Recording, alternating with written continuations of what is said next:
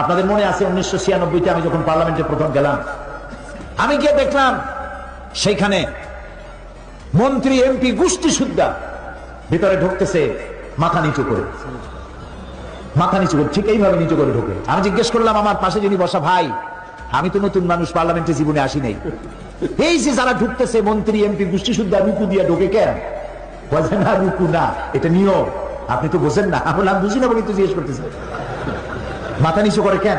দেখেন আমাকে বই দিল, বইতে rules of procedure article number 267, ওখানে লেখা আছে পার্লামেন্টে ঢোকার সময় এবং বেরোবার সময় উভয় অবস্থায় স্পিকারকে সম্মান জানাবার উদ্দেশ্যে মাথা ঝুঁকাইয়া সম্মান প্রদর্শন করিতে হইবে। নাউযুবিল্লাহি মিন যালিক।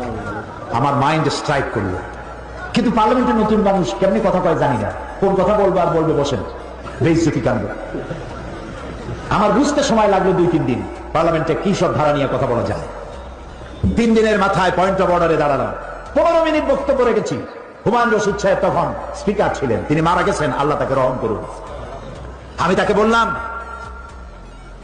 রুলস অফ প্রসিডিওরের আর্টিকেল নাম্বার 267 এটি কোন মুসলমান মানতে পারে না।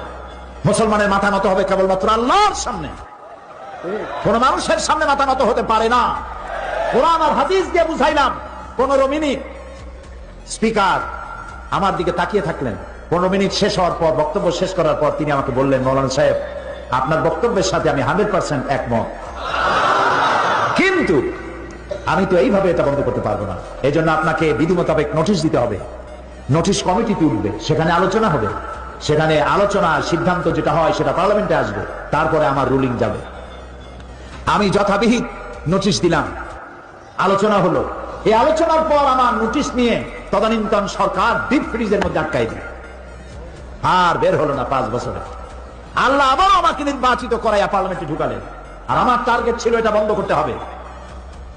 এই পার্লামেন্টে এসে আমি আবার এই বিষয় উত্থাপন করলাম, নোটিশ দিলাম, মিটিং এ উঠলো, সিদ্ধান্ত হলো বর্তমান পার্লামেন্ট এটা অ্যাকসেপ্ট করেছে, কিয়ামত পর্যন্ত বাংলাদেশ পার্লামেন্টে আর স্পিকারের সামনে মাথা ঝুঁকাইতে হবে না।